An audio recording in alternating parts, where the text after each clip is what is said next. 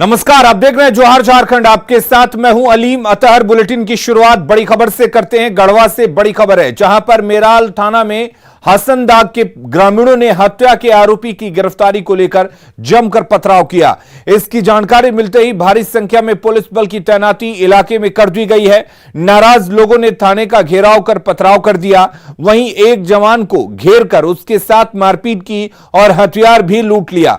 Police के वरीय अधिकारियों ने ग्रामीणों को तितर बितर करने के लिए आंसू गैस के गोले छोड़ने का निर्देश देते हुए लाठीचार्ज करवाया।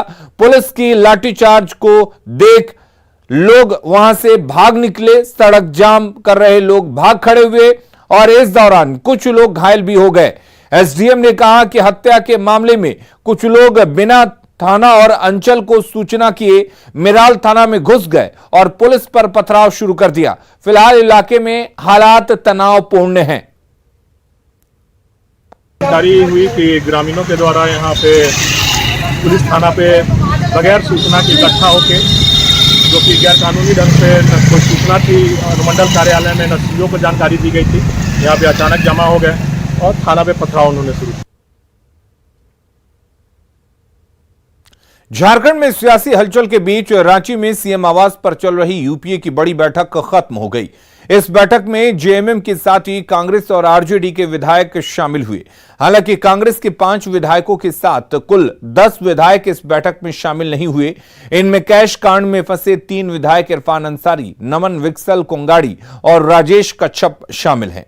वहीं हाल ही में मां बनी विधायक ममता देवी भी नहीं आई, तो दिल्ली में होने की वजह से मांडर विधायक शिल्पी नेहा तिर्की इस बैठक से दूर रहीं। कांग्रेस नेता बन्ना गुप्ता ने 5 विधायकों के बाहर होने का बचाव किया है। वहीं मंत्री मिथिलेश ठाकुर और हफीजुल हसन ने सुखाड़ को बैठक का एजेंडा बताया। और अविनाश हमारे साथ जुड़े हुए हैं। अविनाश, बैठक खत्म हो चुकी है, क्या कुछ बैठक में चर्चा हुई, इसके तरफ से कोई जानकारी दी गई? देखिए, जितने लोग बाहर आए, अगर आप जेएमएम के विधायकों की बात करें, कांग्रेस के विधायकों की बात करें, एक बात जो कॉमन रही वो ये कि बाहर जितने लोग आए उन्होंने कहा कि सुखाड़ पर और विधानसभा क्षेत्र में जो विधायक हैं अपने अपने क्षेत्र को लेकर कई सवालों को लेकर चर्चा हुई है। एक जो जरूरी बात है, जो अभी नई बात सामने आई है, वो ये है कि झारखंड में एक नंबर तय किया गया है। मुख्यमंत्री ने एक नंबर तय किया है। उस नंबर पर झारखंड के सत्ताधारी दल के जो भी विधायक हैं वो अपने क्षेत्र की समस्या को सीधे तौर पर रख सकते हैं और उसका निष्पादन भी समय रहते हुए किया जाएगा। जो दूसरी बात है और जो महत्वपूर्ण है, जो आज जिस तरह से यहाँ पर बैठक हुई है, उस बैठक में जो भी पार्टी के विधायक बाहर निकले, जेएमएम, कांग्रेस, आरजेडी के, सभी ने एक स्वर में अपने नेता के रूप में सिर्फ और सिर्फ हेमंत सोरेन का नाम लिया। और उनका ये तर्क था कि जो भी इस वक्त चुनाव आयोग को लेकर जो बातें हो रही हैं, बीजेपी के नेता कर रहे हैं, बीजेपी के नेता प्रेस कॉन्फ्रेंस करके जो बोल रहे हैं, ये सारी चीजें कहीं कुछ नहीं होने वाला है और सरकार पूरी तरह से जिस तरह भी चल रही है पूरी मजबूती के साथ चलेगी और जितने भी गठबंधन के जो विधायक हैं, जो दल हैं, वो एकजुट है, कहीं कोई बदलाव होने वाला नहीं है। तो ये 2 चीजें आप कह सकते हैं कि बहुत महत्वपूर्ण था। जो नहीं आए विधायक, कुछ एक विधायकों के जो हम लगातार कह रहे हैं कि कुछ एक विधायक नहीं पहुंचे, उसको लेकर भी तर्क दिए गए।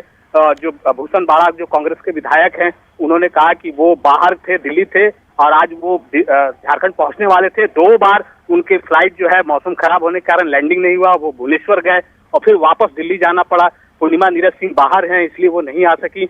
ममता देवी का अस्वस्थ हैं। तो ये कुछ चीजें भी सामने से सफाई के तौर पर भी आई हैं। अब आने वाले समय में ये देखना होगा। हालांकि जो संख्या रही और जो उम्मीद की जा रही थी, उम्मीद के अनुरूप पार्टी के जो यहाँ विधायक थे, खासकर कुछ ऐसे विधायक जो जिनका मैं नाम लेना नहीं चाहूंगा, लेकिन जिन पर ये कहा जा रहा था कि वो शायद नहीं आए, वो कई मौकों पर वो अपना असंतोष जाहिर कर चुके हैं, वो तमाम ऐसे विधायक यहाँ मौजूद थे। चलिए, बहुत शुक्रिया अविनाश आपका तमाम जानकारी देने के लिए। रुक करेंगे इस वक्त एक बड़ी खबर की। लखनऊ से बड़ी खबर है, जहां पर झारखंड के पूर्व राज्यपाल का निधन हो गया। पूर्व राज्यपाल सैयद सिप्ते रजी अब नहीं रहे। 2004 से 2009 तक वो राज्यपाल रहे थे। झारखंड प्रदेश कांग्रेस ने शोक जताया है। लखनऊ में रजी ने आखिरी सांस ली है।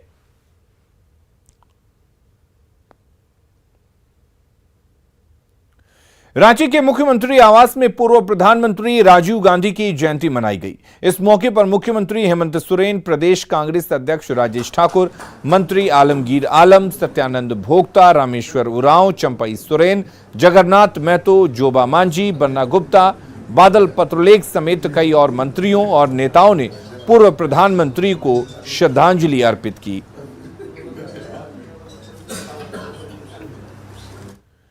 धनबाद के मेन पोस्ट ऑफिस में शॉर्ट सर्किट से आग लगने से अफरा तफरी मच गई। खबर मिलते ही फायर ब्रिगेड के जांबाज जवानों ने आग पर काबू पाया और बड़ी घटना टल गई। आग सबसे पहले पोस्ट ऑफिस के स्टोर रूम में भड़की। बारिश का पानी रिस कर इलेक्ट्रिक पैनल में घुस गया और शॉर्ट सर्किट से आग लग गई। कुछ ही मिनटों में आग फैल गई और कई दस्तावेज जल गए। कंप्यूटर सिस्टम को भी नुकसान हुआ। हालांकि समय रहते बिजली कनेक्शन काटकर आग पर काबू पा लिया गया। तो धुआं और बढ़ता जा रहा था, तो फिर हमने फायर ब्रिगेड को फ़ोन किया तो वो लोग इमीडिएटली आदमी को भी भेजा। इमीडिएट इन्होंने सहयोग किया और ये आकर आग बुझाया इन्होंने। जो आग पैनल, बिजली का पैनल है, वो पैनल पर से ही आग वहाँ से बढ़ा है, वहीं जला है पैनल। उसी के चलते नीचे सामान कुछ रखा हुआ ज्वलनशील सामान है जो कि वेस्टेड सामान था, वो स्टोर रूम टाइप के बनाया हुआ था, उसी में से आग लग गया है। धनबाद में नौकरी के नाम पर ठगी करने के आरोपी की उग्र भीड़ ने जमकर पिटाई कर दी। यह वारदात हुई सुदामडी के पाथरडी लोको मार्केट में, जहां नौकरी दिलाने का झांसा देकर शातिर ठग प्रेमजीत सिंह ने कई पुरुषों और महिलाओं को जाल में फंसाया।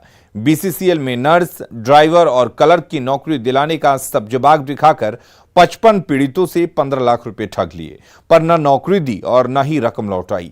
इसी दौरान जैसे ही वो पीड़ितों के हत्थे चढ़ा, उसकी जमकर धुनाई हो गई। हम लोग का मतलब बाहर गेट का जो मेन गेट पे जो कैमरा लगा रहता है वो भी वहाँ पे वो देखा। हम लोग को जानता था कि यहाँ पे लोग आई हुई है। अब वो शाम को फिर खबर भी करता था कि हम लोग तुम लोग मैं आपको खोजने के लिए कोयला भवन तक गई। राजधानी रांची में जल जमाव एक बड़ी समस्या है। बारिश के दिनों में शहर के आधे से अधिक मोहल्लों में पानी भर जाने से लोगों को परेशानियों का सामना करना पड़ता है। कई बार नगर निगम से शिकायत करने के बाद भी समस्या का समाधान नहीं हो रहा है। बहते पानी की धार देखकर कंफ्यूज मत होइएगा। ये तस्वीरें किसी नदी या तालाब की नहीं है, बल्कि रांची की सड़कों की हैं। जल जमाव की समस्या यहाँ इतनी ज्यादा बढ़ गई है कि लोगों को रहने में भी काफी मशक्कत का सामना करना पड़ रहा है।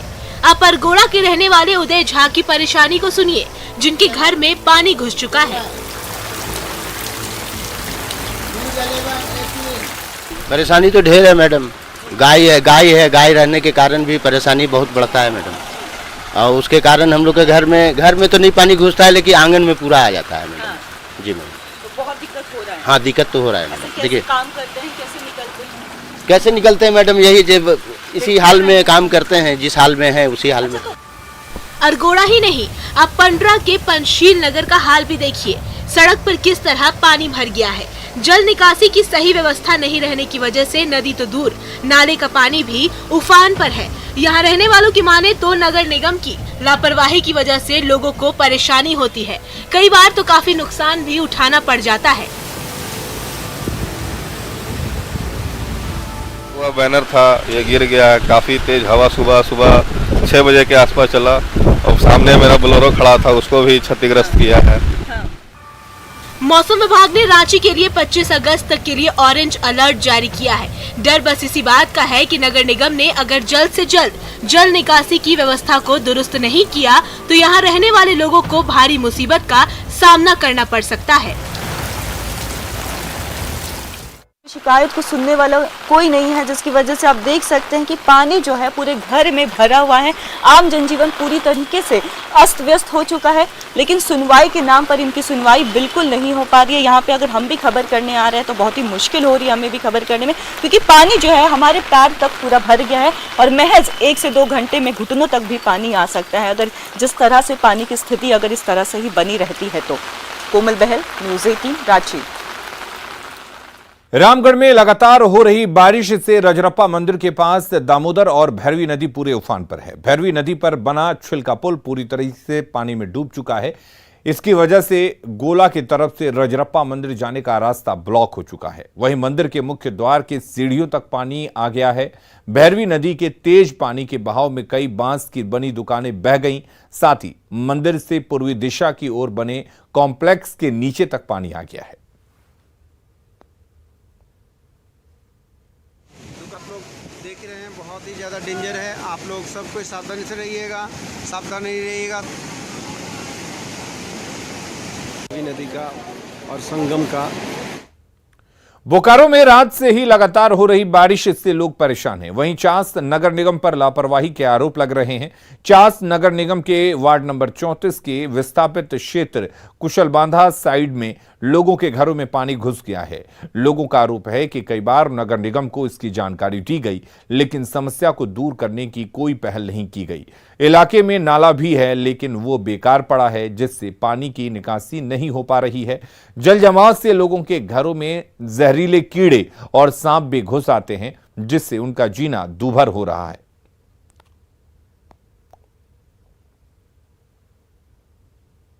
में एकदम पानी भरा हुआ है। किचन बाथरूम सब यहाँ गाय जिसमें रखे हुए वो हम लोग का पूरा आंगन घर एकदम पूरा पानी का एक लेवल जैसा हो गया। जैसे कि हम लोग का घर आंगन एक लेवल हो गया।